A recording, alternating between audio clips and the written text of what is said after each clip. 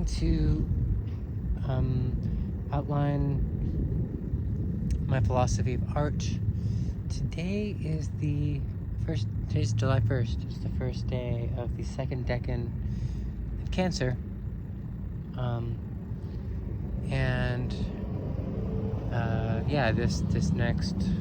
These next 4 decans are devoted to art, which is not something that I have,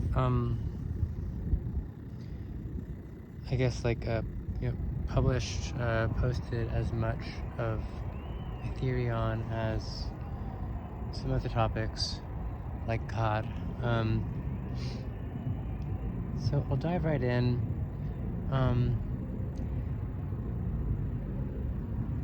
The fundamental thing, I think, is that, so what is art? This is a question that has really perplexed me for a very long time, and I'm interested in approaching as all-encompassing of an answer as possible. So one that doesn't reject anything, one that encompasses fine art adequately, but the art world is very small, and in some ways very insignificant. So one that also encompasses, obviously, sort of underground countercultures and the type of scenes that I've been involved in, as well as mass-consumed film and Netflix and there are 2 questions that are somewhat separate but obviously connected. One is aesthetics. These are separate disciplines, really. In philosophy, it gets divided up like that. Aesthetics is sort of what is the aesthetic dimension of experience, and then there's philosophy of art, which is maybe a more restricted question. What distinguishes artworks from other kinds of things. A lot of philosophers also just continental philosophers, people like Schopenhauer or Deleuze or Nietzsche, have some of, I think, the most important insights about art that I've encountered. But it often, for a philosopher who has more to say besides a view on aesthetics, they tend to incorporate art into their metaphysics in a way that is a little bit unfair to art. So I want to be as open to art as possible. With that preamble out of the way, so my starting point is kind of course, I guess, if you follow my work, is the 4 cardinals. That there are 4 types of art. There are 4 directions from which art can be approached, art can be practiced, and each has a history and a canon of its own, and they kind of interlock. In some very important ways they do interlock, but they're also separate. And my normative claim, I guess, is that as an artist, it's crucial, I would say this pretty strongly, that it's essential to be operating in all 4 of these paradigms that I'm about to list and kind of quickly unpack.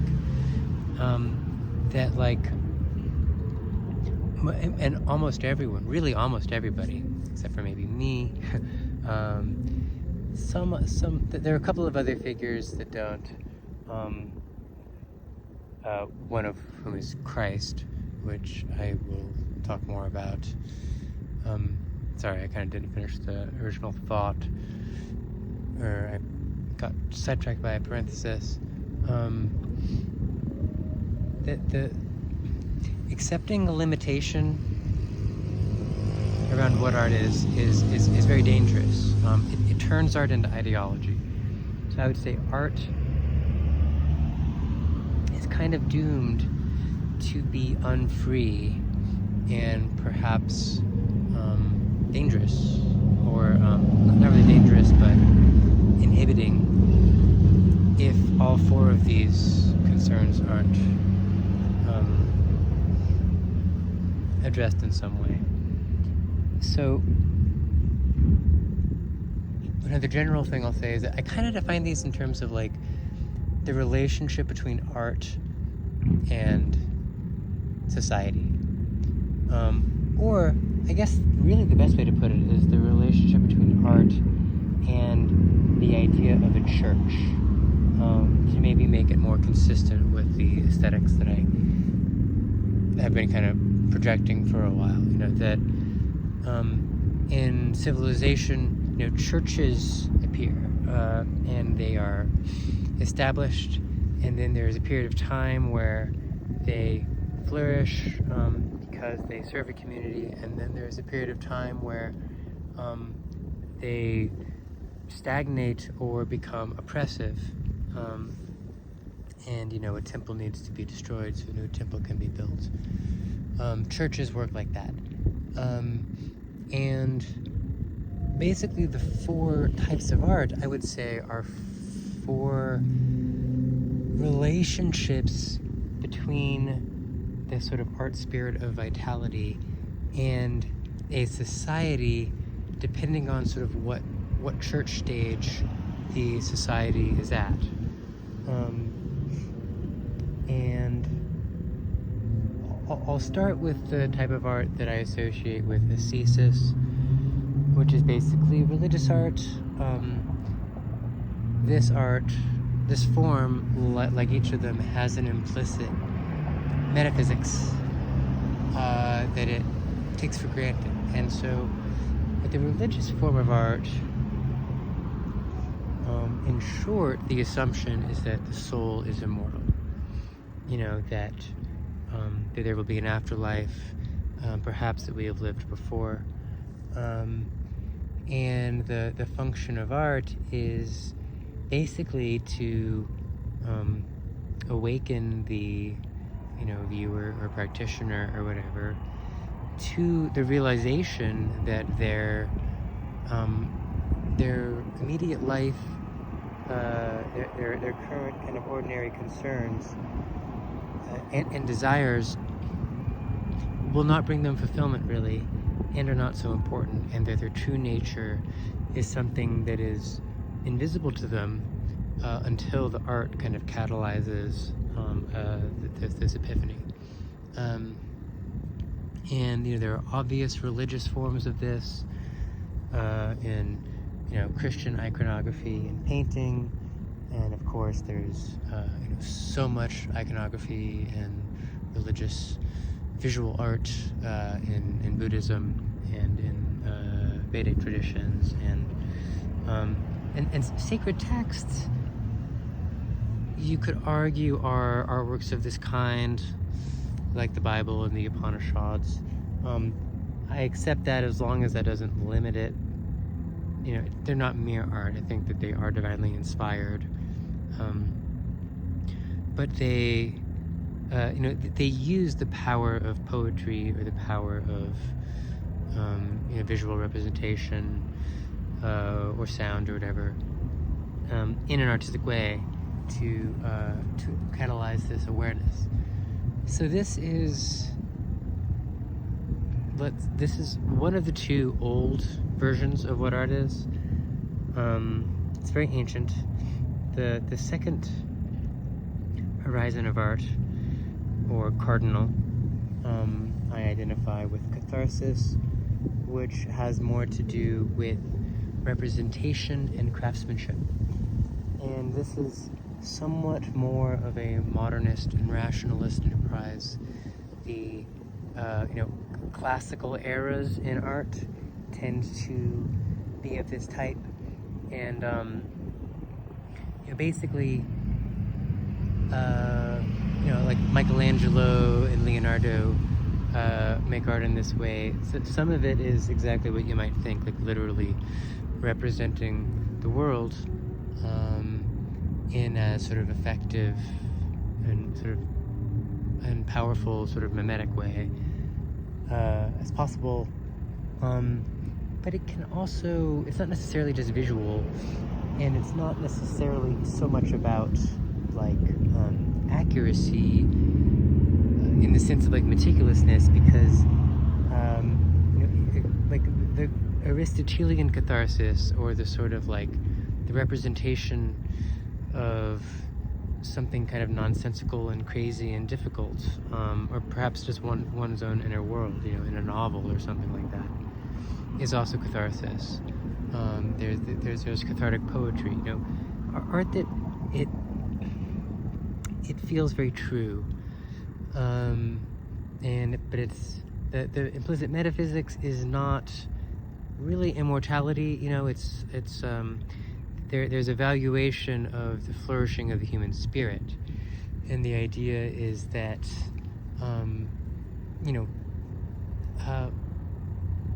cathartic artists, they may or may not believe in God, the metaphysical, personal God or cosmic God, but whether they do or not, their real God is more like progress. That if we communicate effectively, if we express the truth, that will move society forward in some way.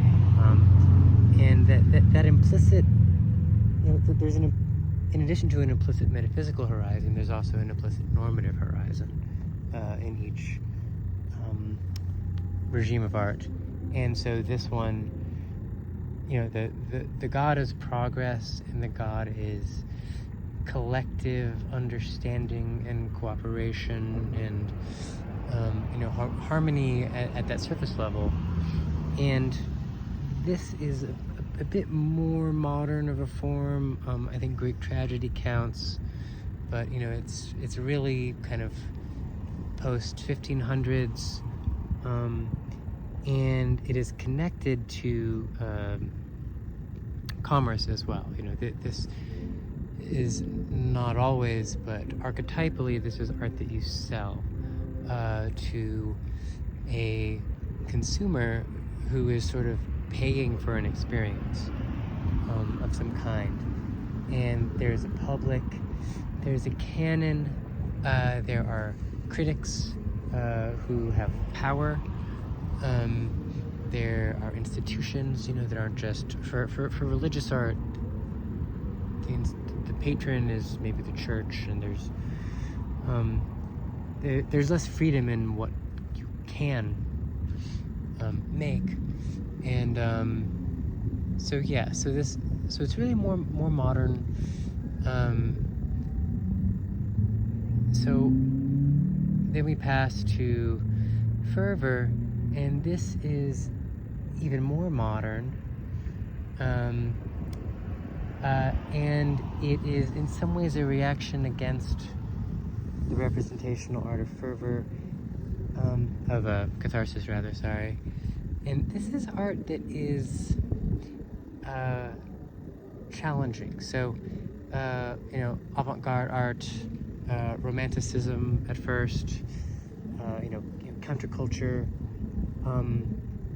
This is a type of art that the metaphysical horizon really denigrates reason and agreements and cooperation. And this is if in catharsis the church is kind of solidifying, this is sort of an attack on the church. And the idea is that there is a truth that is not rational and that may even seem dangerous to most people. Fervent art, the real mark of it is that it appears evil, at first at least. People who are absorbed into convention or indoctrinated into it, or you know, for whom it serves, or people who are part of society will react. You know, it's like sort of when there were riots at the premiere of The Rite of Spring, you know, or the way that, you know, NWA, because they were like gangsters, were so scary to people, and rock music, and even stuff like jazz. In a way, rock music is really kind of the archetypal version of this for me. The relationship between the avant-garde and fine art, like the plastic arts and fine art and rock music, is a very thorny one, and that's really perplexed me for a long time. I'll talk about that more when we get into the music section, which is about 40 days from now. But yeah, and so like contemporary, it's countercultural art. It seems evil, and it's you know, you could associate this with Deleuze's movement image rather than time image. You know, it's art that it has a meaning effect. So it also, it's not utopic. Like punk is a very good example, because there's no real answer that punk offers. Like there's this faith with this kind of art that if you sort of kind of break the bonds of what people are telling you is reasonable, that will be like good in some sense. Like there's some kind of norms, but it's unclear what that means. Like it's just you know, tuning out, go against, and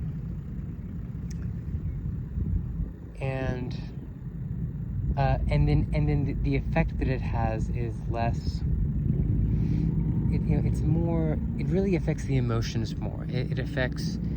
It fosters flux and dynamism, and you know, not giving reasons and making excuses, and kind of, you know, just going. So the final form is majesty, and majesty is the most radical. I would say majesty in a way has no particular metaphysics, and it's kind of both, I guess, maybe extremely evil and extremely good. The essence of it is the idea of a kind of that it has more to do with the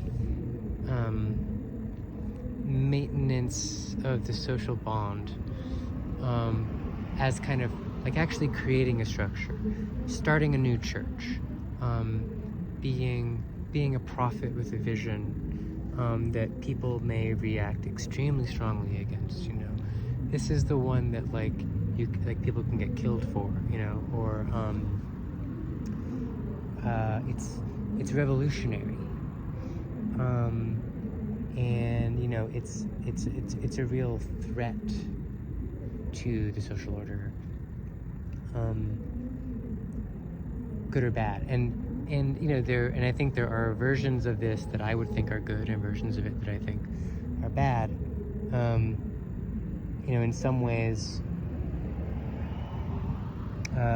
this applies to much more than just what we typically canonize and categorize as art. You know, I think revolutions are literally, you know, instances of this typically, you know, or new religions or new cults, new movements. So one of the things I like about Jesus Christ is that he seems, you know, I see Christ as participating in all four of these. You know, like he was preaching a kind of kingdom of heaven, a kind of life after death. He was a real challenge to the social order in having a prophetic movement to the point where he was killed. But he was also so human in the way that a novel is, and so tender in his words, and yet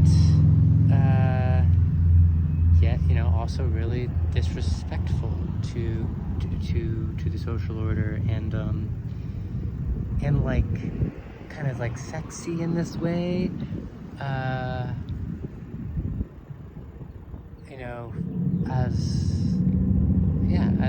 as a countercultural figure, who's saying, So anyway, I feel like I say this a lot, but it's just always true that when I lay this out like this, it probably sounds very straightforward. Like, of course there are these 4 kinds of art, 4 directions, but most practicing artists choose one of these and denigrate the others, or maybe 2. I think a big exception to that is David Lynch. Another is Joseph Beuys. I'll talk more about specific artists, and maybe the last thing I'll just kind of add to this is that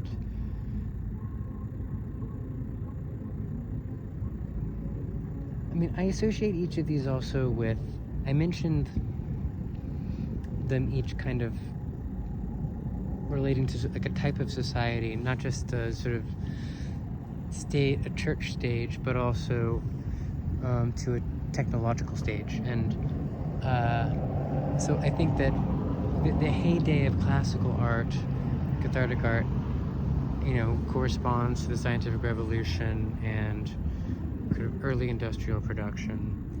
In the heyday of fervent art, relates to Maxwell and the discovery of electricity, and maybe the sort of current computation revolution will be a heyday for Majesty. In a way, Majesty had its heyday like before the dawn of written culture, though, so but anyway, like the technological background of art forms is important. And the last thing I'll say is that, I think I already said that, maybe not, but the really last thing I'll say is that typically a regime of art will sort of ascend, and it will it will foster joy and growth and flourishing, and then it will become, I kind of already said this, but I'm saying it in a more nuanced way, and like then it will